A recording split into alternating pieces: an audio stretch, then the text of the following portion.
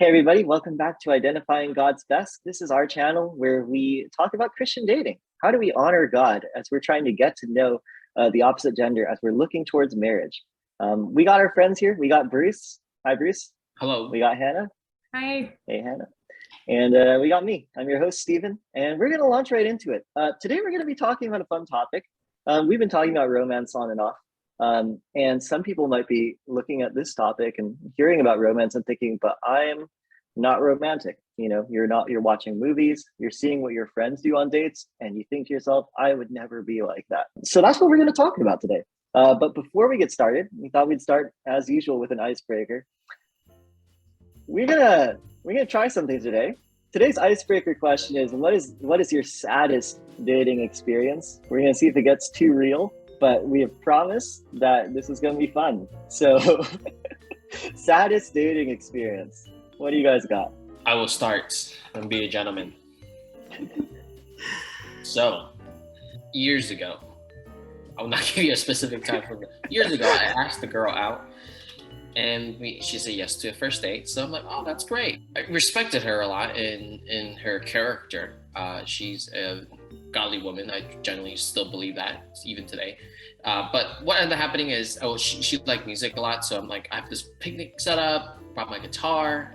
You know, I'm not like a fantastic musician, but at least, you know, something to the goal was like sing praises together. It was something that she enjoyed doing a lot. But pretty much, so picked her up, went to the park nearby, have a short little picnic. We were planning to eat Chick-fil-A afterwards.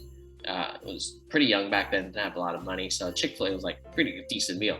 Sang a few praise songs, realized like, oh, she's not really into it, not really interested. Pretty much like half an hour in, just sitting around talking, getting to know each other. And we've known each other for a long time. We were friends back in high school. Just kind of give you a time marker right there. So, but anyway, so at the end of it, so pretty much like halfway in, we weren't even completely done yet. She's kind of turned around and just said, yeah, I don't think I'm going to give you another date. Oh no. Okay, thank you. And throughout the entirety of it, she was already kind of off, like distancing herself. So then that's okay. I'm pretty sure she made up her mind not to go on a second date prior to even going on this first date with me. So from what I gather, it's a pity date because a week after she was asked out by another guy and she joyfully went on those dates with him. And, you know, yeah. But you're here now, Bruce. Oh, I'm good. No. Look where God has taken you, Bruce. Yeah, we're good. But that, I just remember like, wow. I don't want this to ever happen to me ever again, to be pitied by a girl, to just give me a pity date, just so like halfway, 30 minutes in, just tell me, no, we're done. That would hurt. Forget about, again, nothing against a girl or anything, but just that being done to you is just heartbreaking. Like, you should have just told me beforehand, so I don't have to do that. But I did, though. I wanted to still be as godly of men as possible. And really just try to enjoy the most of it and make the most out of that particular date. Still told her like, hey, I would still like to treat you out to dinner and just finish off the date strong. So it was nice. So it's just that the pity date itself, it hurts, but I still wanted to make the most out of it and just try to be as godly as I can. Thank you for sharing that part of your past, Bruce. That was neat that you still decided to finish it off strong too. That was a mature decision because I don't know what I would have done if I was the guy in that situation.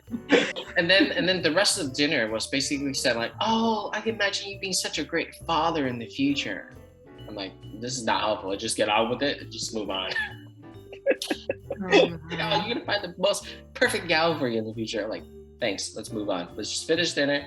Enjoy our time, talk about something else, let's just go. Oh my goodness. I had that happen to me too, but I'm not going to talk about that one. I'm going to talk about a different one, which this might be so horrific that, you know, we just like cut and then, you know, at the end, Bruce and Steven are crying and I'm just like, that, my friends, is how I save Christmas. So we'll go for it. I was pretty young. Also don't want to give a time frame. We were dropped off by his mom. So yeah. We were dropped off and I don't know if he didn't have a charged phone, his mom didn't have a charged phone, I don't know. We get into the restaurant, we order, we go to sit down with the food, and they're like, hey, you can't eat here because we're closing at 7. And it was like, oh, not used to that, closing so early. I don't know why, but okay. So we took our food because it was in styrofoam clamshells, and we walked out, and the only place that we saw that we could sit was like in this like pocket of a Walmart, like so like at the front of a Walmart, like kind of like protruded, and then like right in the side was like a bench. So that was where he sat us down. It was really hot that day and muggy, and so it was just gross. And then I have food, and then I had 2 cockroaches run over my foot, and I was in open-toed shoes. And I like, okay, so like I hate spiders, I hate snakes, but like cockroaches, for like, even though they can't kill me, are way up here. They're way up here. So I'm just like literally dying. I just like jumped up with my clamshell full of L&Ls and was just like, I can't believe this is happening. I can't believe this is happening. And the day ended with me sobbing on a staircase, saying that I never want this to happen again. And that was the saddest date, or one of the saddest dates, probably not the saddest, one of the saddest dates. That was brutal. Thank you guys for sharing this. To you listeners out there, let this be a reminder. The topic of this lesson is, what if I'm not romantic? But there's a massive floor. You can go so much lower. Thank you guys for sharing. This has been fun. We get real here on IGB, but we also get to remember God is good. Look where we are now. And now we have all these wonderful experiences that we can share with our listeners. And I want to add in, all the dates with my wife are pure excellent. It's wonderful. No regrets, period. That's right. You have the bad dates. You get them out nice and early. And then now you're here. So I think that's as good a time as any to move on to our topic today, which is some people might worry that they're not going to be good at dating. They're not going to be good at relationships because they don't consider themselves romantic people. So what would you just say to somebody who would say, oh, I'm not romantic? What do I do? I think I'll start by saying, whenever I hear that, I think oftentimes they're measuring themselves with a standard from the world. A lot of times it's from entertainment, from shows, from magazines and whatnot, and it's the idea that like it has to be like candlelit dinners, like flower petals around the hallways, whatever it is, wherever it is that you're going to, has to be like the most extravagant dinner that you save up entire months of salary in order to go to, whatever it is. This type of romance, it's almost like romanticized. It's like blown up out of proportion. It becomes really, really unrealistic for people like you and I, common people, so to speak. I think with that's where we have to be really cautious in making false comparisons to something that is not even the standard, but that is completely false and made up and wrong and erroneous. So don't compare yourself with that. But when we look at the past episodes that we talked about biblical romance, right, being thoughtful, being intentional, being pure and selfless, if you're a growing Christian, you are growing in your romance, period. So you might start off as not being as romantic, but as long as you're consistent in your growth in the Lord and taking the things of the Lord seriously and really seeking to live all out for Him every single day and every single moment of your lives, you are going to grow in your romance, period. You're going to be attractive to the godly guys or to the godly gals out there, and they're going to take notice of you because of you trying to do things right in God's eyes. So a quick tip I have for you, what if I'm not romantic? What is like the first step that you can potentially start is just to be observant. We've grown up in a culture that is so caught up with ourselves. Everything is about me. And if it fits within my comfort or my schedule, then I have time to care for you and actually be invested in you. And that's how oftentimes worldly friendships kind of come and go, depending on people's circumstances, life stages, whatever, commonalities. But as soon as we diverge in our paths, then I don't really care about you because I'm ultimately at the end wanting the best for myself. So as Christians, we're told to do the exact opposite. right? So I'm thinking of Philippians chapter 2, for example. Consider the interests of others and count them as more significant than us, than our own personal interests.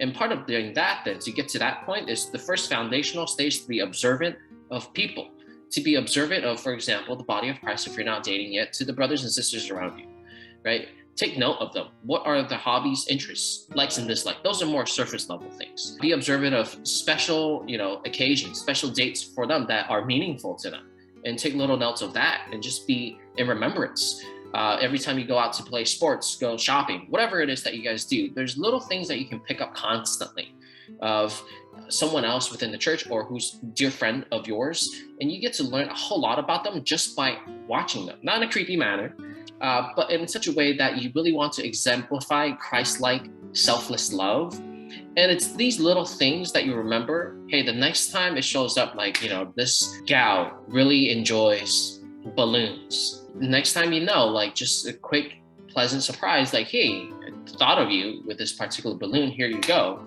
It doesn't have to be like super crazy, like your full-blown proposal. No, just a simple balloon, just your good friend, whatever it is. Here you go. Thought about you and I'm praying for you. That is so romantic.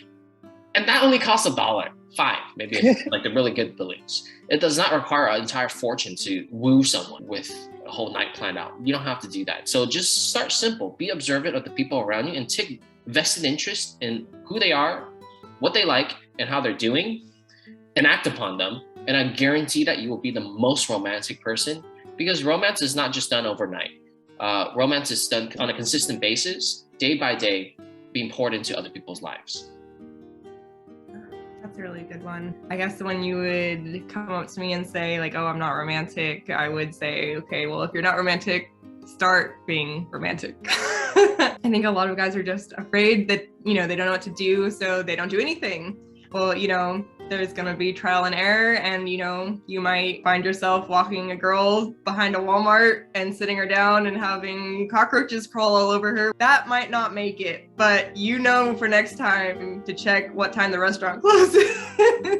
So you don't get yourself in that situation again. Even in like your spiritual walk, you can kind of look back and look at all the even like spiritual cringy or like unbiblical things you said. And, you get corrected, you learn, and romance is the same thing. You're going to get corrected, you're going to learn the hard way, and it is what it is. But if you put off doing anything romantic, you're never going to learn. And ultimately, just having that security that your hope's in the Lord and that He is going to provide God's best for you. If that's His plan for you to get married, and for most people, that is His plan for them to get married. So having that simple hope is going to relieve a lot of pressure. You don't have to do the exact right thing.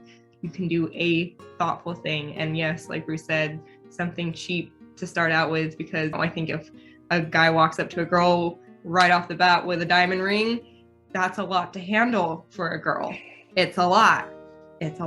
So don't do that. Dollar store even, or like, convenience store, candy bar, gum, what's her favorite flavor? Something simple, just like, oh, here it is, that Bible study. Like, that would mean a lot. And it costs you $2, or a beautiful red balloon that costs $5 if you want to go all out, just saying. Yeah, and then just another thing is to not base your choice or your relationships on your lack. If you think like, oh, I'm really not romantic, I just need to find a girl who's not gonna care, or I just need to find a girl who's too dull to understand that I'm not very sharp in this area. You're starting off on an extreme wrong foot. You want to pick girls based on their character, and you want to go for, beautiful character, someone who really loves the Lord, and you want to go for someone who that, you can work together to please the Lord with for the rest of your life, both in your family, your ministry. Someone's going to put you forward in even like a job situation that is going to help you get where you want to go. And for girls, who is going to love and protect and take care of you. The whole I can't romance thing,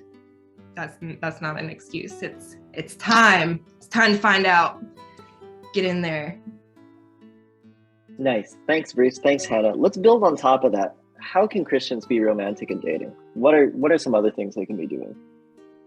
Yeah, I think something that's super romantic, like after you get past like the coffee, or chocolate bar, balloon, it's just, really get in there and put Christ in the center of the relationship, or, just encourage her towards Christ.